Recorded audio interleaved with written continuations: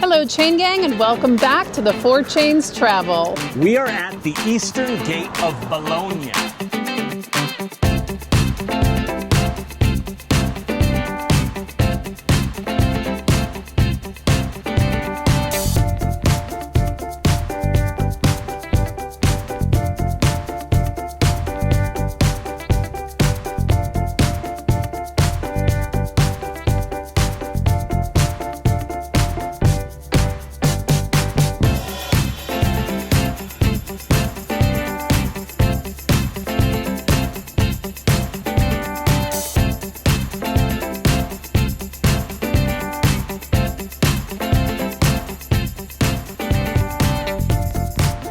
We are starting at Porta di Strada Maggiore. Sorry, we're gonna have to be loud because this is the area with a lot of traffic.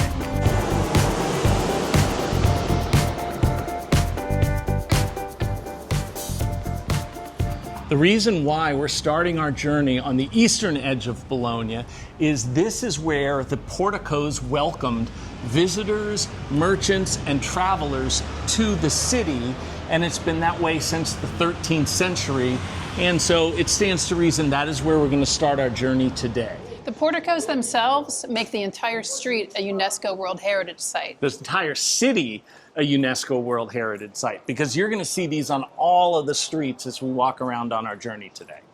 A lot of people believe that this portico system was built in the 1200s as a way for residences to be able to traverse the city on foot and not get rained on. But it's a lot more than that. In fact, this is the largest portico network in the entire world. We're going to visit the university today, so we decided to visit a College Row where they have some apparently less expensive lunch places. Quick change of itinerary. We were given way more access to the University of Bologna than we could possibly have expected, so that has to be a separate video. And although we planned on doing a lot of grocery eating to stay on budget in Bologna, it is just too much of a foodie haven, in addition to having the best pasta in the world. So we wound up at a ton of restaurants, and now that has to be its separate video. And that's going to come out in a few days, and then later on we'll give you the University of Bologna. But believe me, it is the most incredible college tour we have ever been on. Corte Isolani, here we come. So right now there are only people standing at this ceiling. I see one.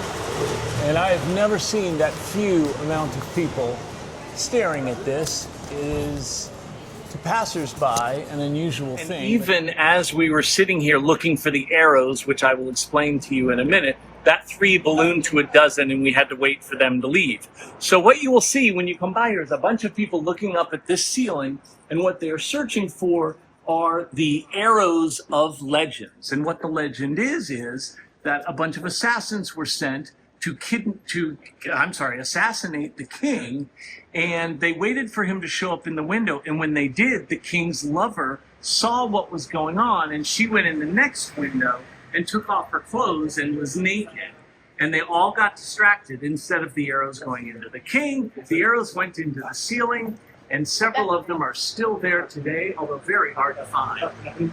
This looks like a private alley, but it's actually a shortcut that locals have used to get to one of the most iconic piazzas in Bologna since the Middle Ages. So you come through this hidden path, and that leads you through Corte Isolani to this, the Piazza di Santo Stefano, one of the most famous piazzas in all of Bologna. And it's very famous for a couple reasons. One, first, you can see another set of beautiful porticos. And then we get to this vista, which is just remarkably preserved. And then it brings you to the main event, which is over here. Sette, chiese. And this really is a history of the religion of Bologna, because instead of doing what makes it just so unique and fascinating, you can see the differences here going along. Instead of just taking one church when somebody conquered it and razing it to the ground, as you often see, and building a new one, each church was built on top of each other. So you've got 7 churches in one complex, and it essentially is like reading the whole history of Bologna. It's just fascinating. You might notice some costume changes in this video. In this case, it is because the church, or 7 churches more accurately, was closed, so we returned the next day and filmed what you were looking at now. In fact, this walking tour, much like the video we made in Florence, is actually pieced together from 3 different walking tours we did. So feel free to take notes of what you like to create your own one-day tour, or like us, tackle the wonderful Bologna in stages.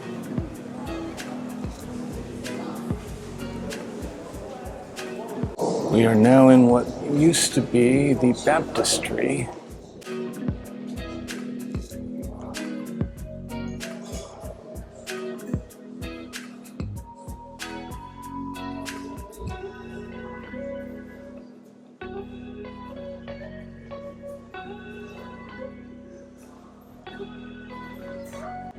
You can see the brick columns. Those were installed later. The black column is supposed to represent the column where Christ was whipped. This structure is supposed to represent the basilica where Christ was originally buried. And of course, it is empty because 3 days later,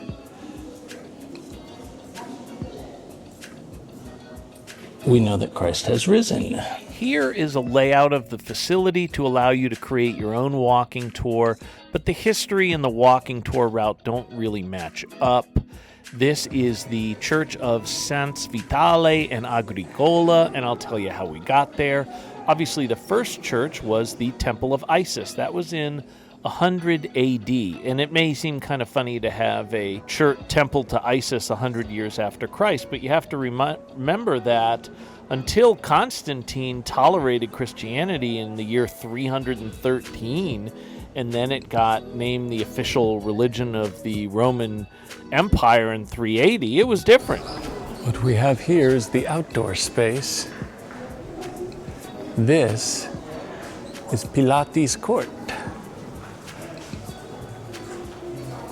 Not the kind of Pilates I've been avoiding my entire adult life. The first Christian element were the tombs of Vitalis and Agricola that you saw in 393, and then they built a Church of the Martyrs to be dedicated to them in 450. Then in 727, the Lombards invaded, and they built a basilica dedicated to John the Baptist, but unfortunately the Hungarians took over in the 10th century, and they weren't super religious, so they just damaged a bunch of the churches, and those churches the following century were rebuilt by Benedictine monks, actually. What you see here is the Church of the Benda. That is significant because it houses a piece of cloth that was taken from a bandage off of the Virgin Mary's head, and right next to it, or on the same place where it used to be in its full glory, is this museum.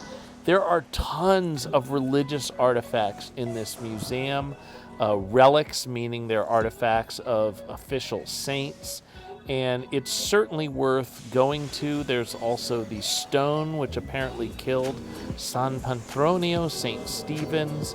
There is a piece of wood that was purchased by Constantine, that Constantine at least believed was part of the true cross that Jesus was crucified on.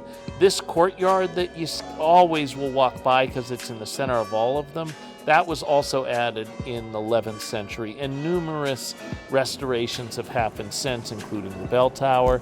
This is obviously a copy of the Shroud of Turin using LED lighting to obviously highlight the areas. Now this is interesting. This is, you see this when you leave, and it's the bodies of a couple of saints that they have out here in the outside. I'll tell you, if Italy had an Ed Gein, I don't think they'd give it so little security, just a wrought iron fence there. Now, this looks like an unbelievable cathedral. It's two pointed archways this way, the color, a lot of the detail. But come with me, this is a real hidden gem because, believe it or not, this is actually a government building. It's got pictures on each side of it that represent the protectors of the city, but this has been used for a center for arts and agriculture. It's been used as a courthouse. It's been used as the Chamber of Commerce, and it is still the Chamber of Commerce and Agricultural today, as you can see from the sign. It is still an operating government building. Come on in here and I'll show you. We're going to try to be quiet here, but here's the thing. There are lots of staircases, like in Florence at the Duomo, that lead to more famous and historic places, but there is no place that competes with this actual staircase. You will not believe what we're looking at here. Come follow me. Look at this beautiful staircase. Imagine you have a government job and you're walking up and down this staircase every day. You might get jaded, but boy, I really don't know. Posso filmare qui per 2 minuti? Grazie mille. Took my hat off because this is official government building. You know, it's funny because as a kid, me and my sister would always have to go to these type of meetings because my dad was chairman of the United Way, and then he was the councilman and then the mayor. But imagine, and we hated it. I'm sorry, I know Dad's not watching, but imagine if the city council meetings were taken in this room, which they actually were in Bologna. Unbelievable. Although everything is beautiful in this room, the most significant piece in here to Bologna is actually this. This is called the Gonfalone, and this represents the 14 guilds that built Bologna. The architects, the draperies, the people that make shoes, the people that do the painting, the people that fish, the people that are the butchers, all of that stuff, they combine to make a community. It takes a village, I guess. Oh, that's going to upset people. Make sure you delete that takes a village thing. But you know what I'm saying? I mean, I think this is great. Everybody feels like they're part, the notaries, everything. So now we are set to leave Piazza della Mercanzia to our next stop. Not the Lord of the Rings movie, the Two Towers. We're going to Due Torri, which does mean two towers. And it is a visual. We saw it when we came in because it's right by where we're staying, right outside where we're staying, which might be dangerous now that I think about it, but I'm going to show you why in a second here. If you step outside our apartment that we've rented, you see these. No wonder we got such a good deal on that Airbnb. Yeah. So they have realized there's a problem here, so they've built these Protective like things? basins to catch it. When it falls. These were made before the Leaning Tower of Pisa and are leaning considerably higher. You see the taller one there. You used to be able to go up to the top of that. I think if we tell them that we're YouTubers, they might make an exception for us. But this tower is actually about half the size because they cut off the top half of it, realizing it was, somebody was going to die, obviously. But these are the Due Torri. And the reason why they're significant is because it used to be 100 torri. There used to be 100 towers just in Bologna, the height of this one. And so just imagine what Bologna would have looked like back then, because of course, building these tall towers was a matter of civic pride.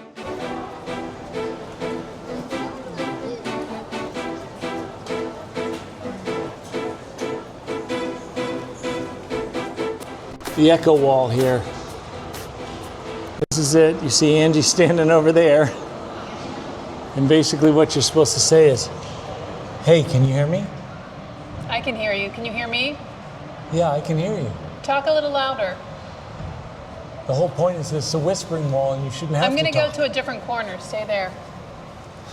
I can hear you there. Whoa.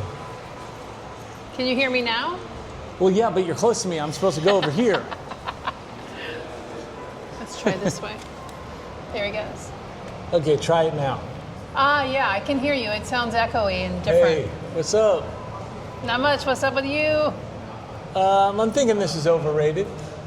Oh, yes, I can definitely hear you. Parli inglese o italiano? Buonasera. Ah, mi chiamo Angie.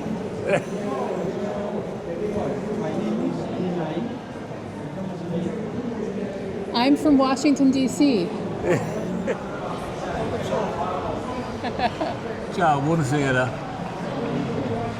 So I'm assuming some of the places we've told you about today, you found out about for the first time. But if you are looking at vacationing in Bologna, I'm assuming you know this place that we could not ignore, which is Piazza Maggiore, and you see him through the portico, Neptune. Piazza Maggiore is one of the great piazzas in all the world. And it's not just the Neptune statue, as you can see.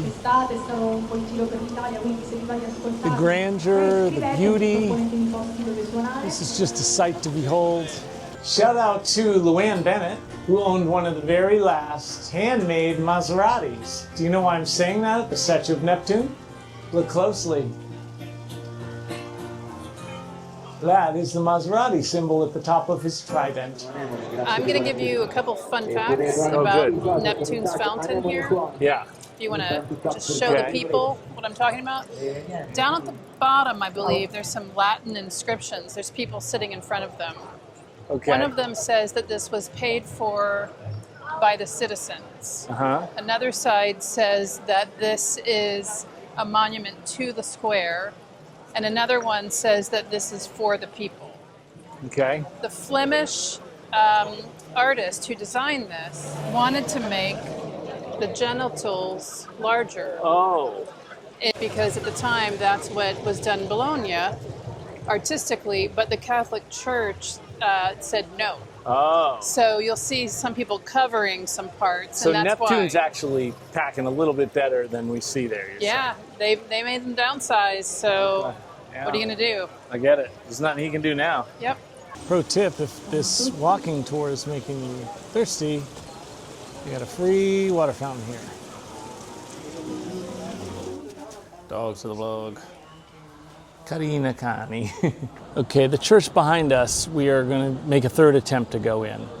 It is beautiful, it is enormous, but what's unusual about it is you see the bottom, it's marble, it looks beautiful, not quite Florence beautiful, but up there. And then above that, it looks like, I don't know, what might be underneath that. Well, that's because that is what's underneath that. They ran out of time, they didn't finish the church. All that's supposed to be marble. I'm guessing it never will be based on what that would cost today. So we're gonna go inside because we got recommendations from friends that it's awesome. So I don't think I can fully show you how enormous this place is. We're gonna try though, because you will be blown away when you go in here. Let me show you what's going on with Angie here. She is standing in the front door.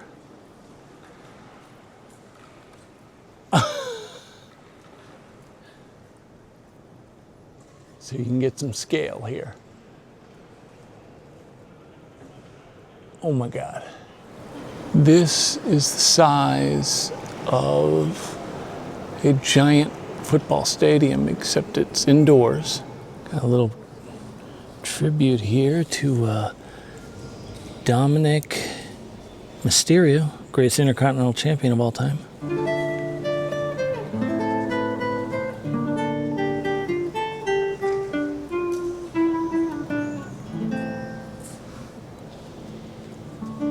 Wow.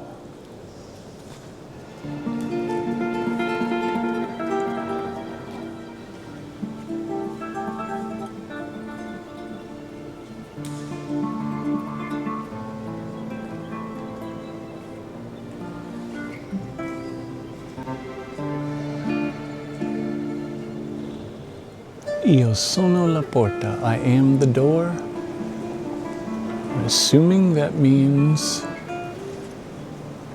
Even Jesus Cristo, I'm assuming that means he's the door to salvation?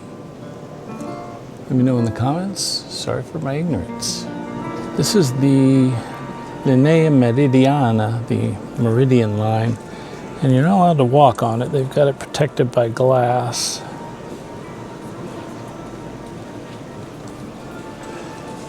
Runs all the way down. These are the relics from Jerusalem that they have collected here.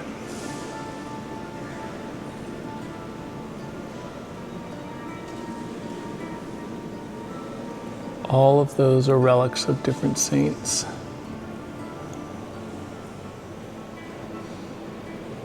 These are called vestments of various cardinals. And these are more reliquaries.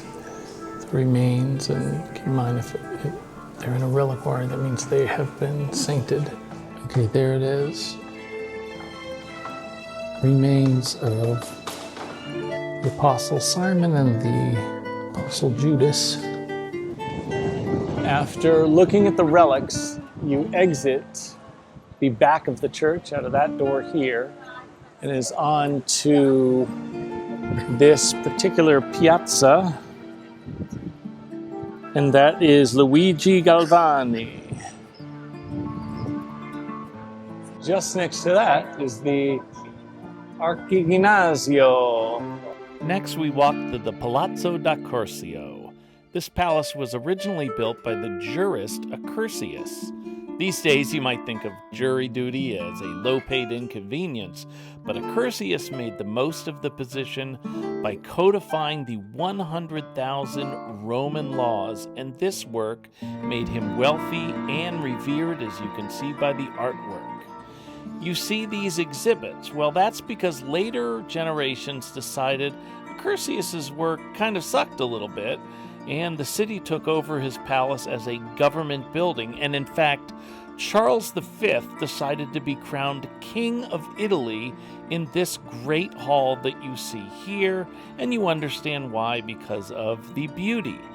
Where you see me now is in line for the main attraction, which is the clock tower, which you can enter for 10 euros.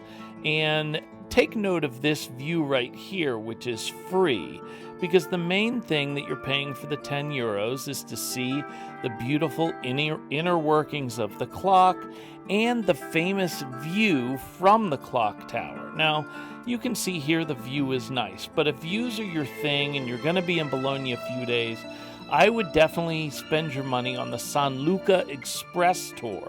It offers a far better view and it's a great experience. We'll publish a video about that in a couple weeks.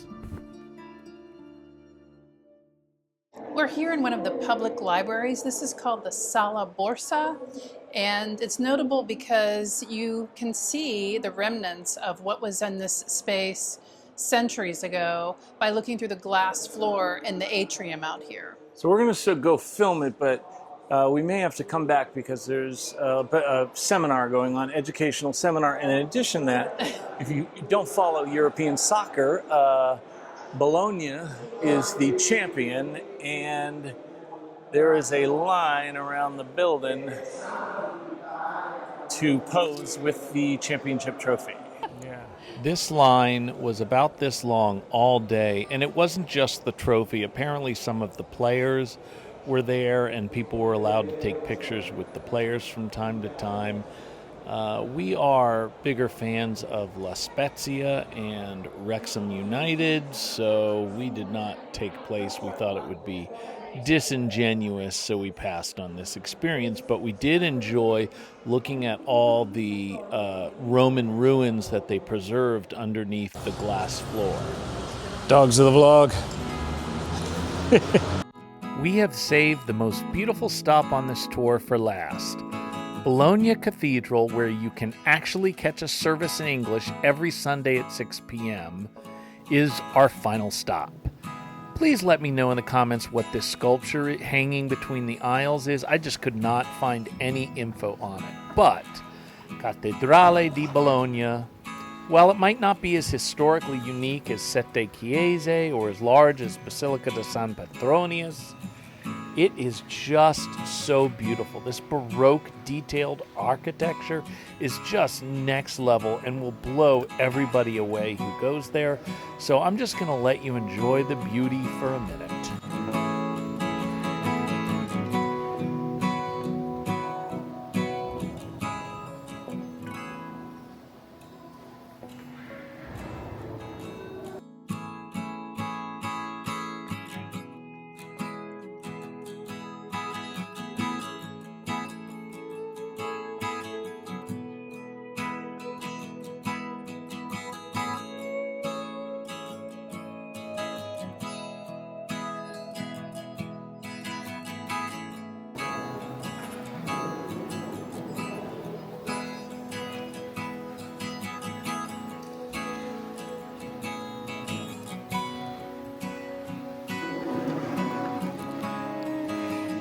We are at the conclusion of our walking tour, and what's interesting is we did walking tours of Matera and walking tours of Florence and other places, and by the end of that I was absolutely exhausted. The thing about Bologna is everything that you saw can be done essentially between right after breakfast, you get that great lunch break, and still have a couple of hours to go back to your apartment and get ready for dinner. Albeit this was really a walking tour of Strada Maggiore. Yeah, see. So it allowed us to almost exclusively stay on this one street.